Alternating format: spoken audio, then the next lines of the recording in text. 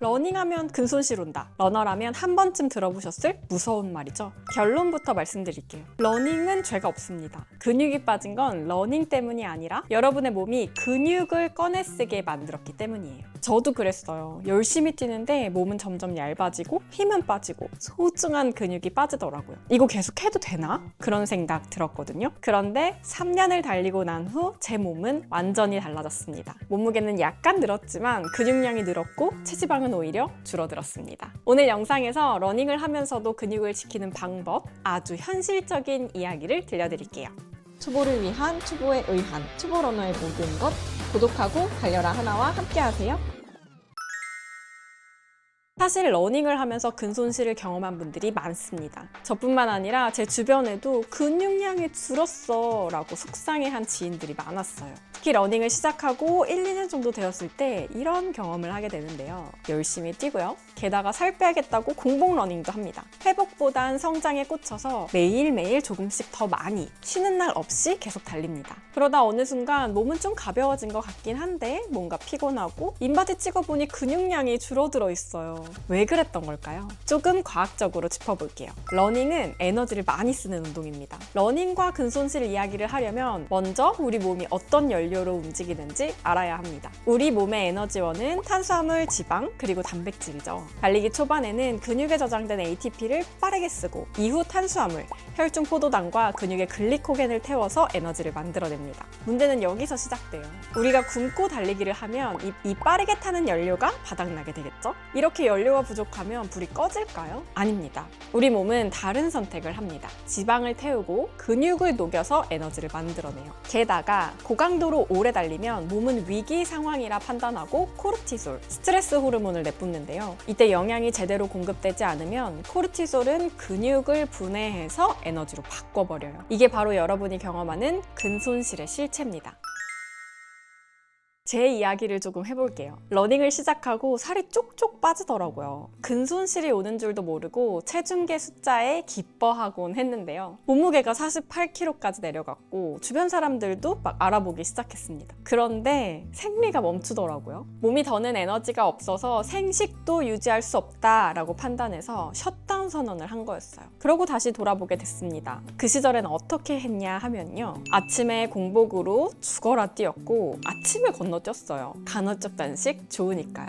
다이어트가 목적이었으니 점심엔 닭가슴살로 버텼고요. 이게 연료가 부족한 상태에서 달리는 아주 정석적인 모습입니다. 러닝이라는 운동이 에너지를 많이 쓰는 운동이라고 말씀드렸잖아요. 러닝 자체도 탄수화물을 고갈시키는데 공복이었으니 쓸 연료가 더 적었겠죠. 게다가 간헐적 단식으로 에너지 보충 기회도 차단되었던 겁니다. 이 상태가 반복되면 몸은 정상이 아니라고 판단하고 생존 모드로 들어가게 됩니다. 적게 먹는 다이어트를 하면 다이어트가 더 안 되는 것처럼 대사를 저하시킨 거예요. 이렇게 되고 나니 안 되겠다 싶어서 이 다음에는 잘 먹었습니다. 특별히 제한하지 않고 쭉 뛰었어요. 근데 야금야금 살이 찌더라고요.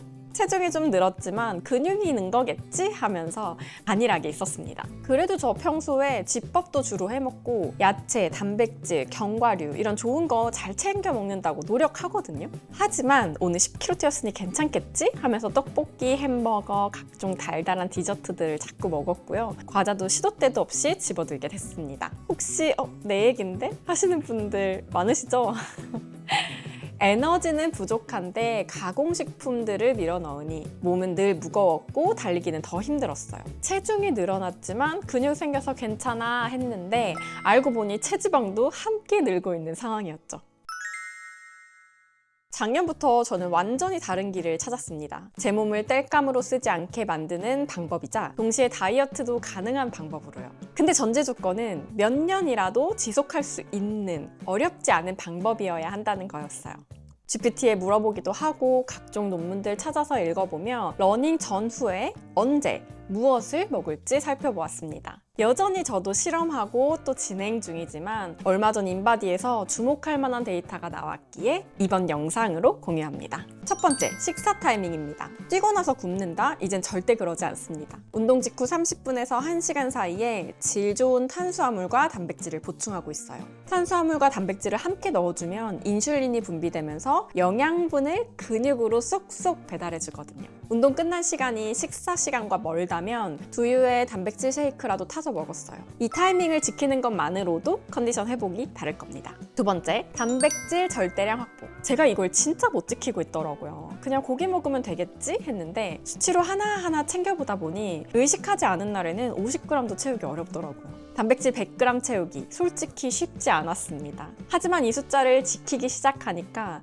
근육이 늘고 지방이 빠지는 게 몸으로 느껴지기 시작했어요. 단백질을 채우면서 배부르게 먹을 수 있어서 간식 생각도 사라졌습니다. 입이 심심한데 이런 타이밍이면 그릭 요거트 얌얌 먹고 나면 또 괜찮더라고요. 단백질량 지키면 근성장의 부스터 단 거라고 하니까요. 잘 챙겨보시길 바랄게요. 세 번째, 연료의 질 바꾸기.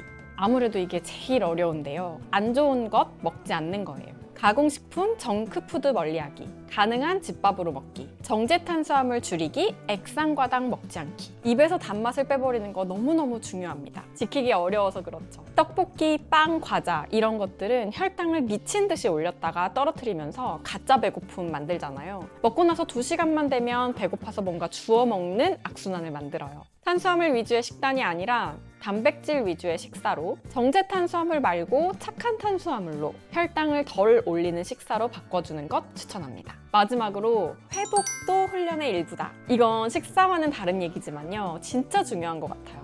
예전엔 달리기에만 집중했다면 요즘은 꾸준히 달릴 수 있는 몸을 만드는 것이 더 중요하다는 생각을 합니다. 그래서 수면, 스트레칭, 폼롤러 같은 회복 루틴을 반드시 챙기고 있어요. 부상을 피하고 내일도 달리려면 잘 회복되어야 하거든요.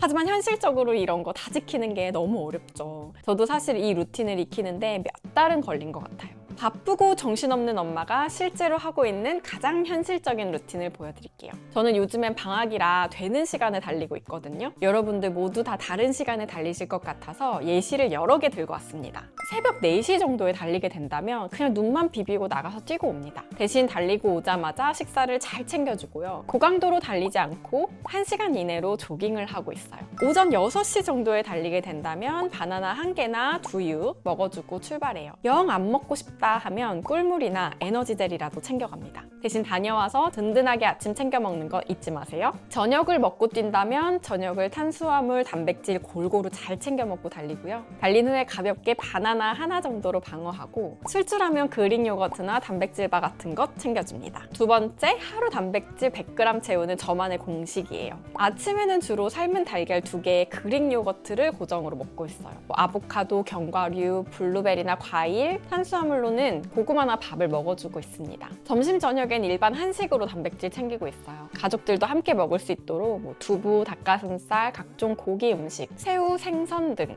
바꿔가며 요리하고 있고요. 제가 제일 좋아하는 메뉴는 비지찌개. 다진 육과 야채를 듬뿍 넣은 라자냐도 자주 해먹고 있습니다. 숙주찜이나 제육볶음도 해먹고요. 이러면 끼니당 25에서 30g은 채울 수 있게 됩니다. 출출할 땐 과자 대신 그릭 요거트나 달걀 먹고 있어요. 이렇게 하면 80에서 100g 정도 무난하게 채울 수 있습니다. 운동이 많거나 단백질이 안 채워진 날에는 단백질 쉐이크로 보충하면 좋아요. 한 끼에 몰아 먹으면 소화도 안 되고 먹기도 어렵고 흡수도 잘 안 되니까요. 나누어서 조금씩 보충하는 것을 추천합니다. 지금까지 제가 실천했던 식단들을 알려드렸고 모두의 상황에 맞춰서 조금씩 변동해가면서 적용해보시면 좋을 것 같습니다.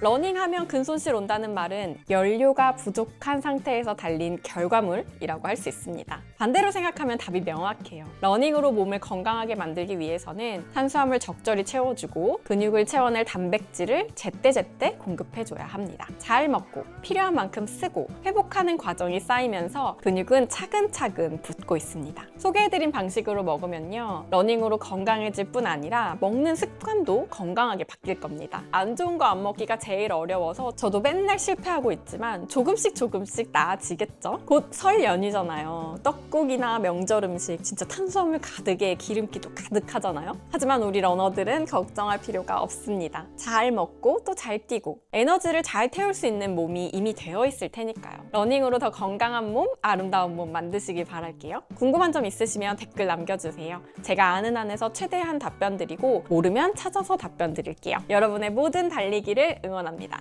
안녕!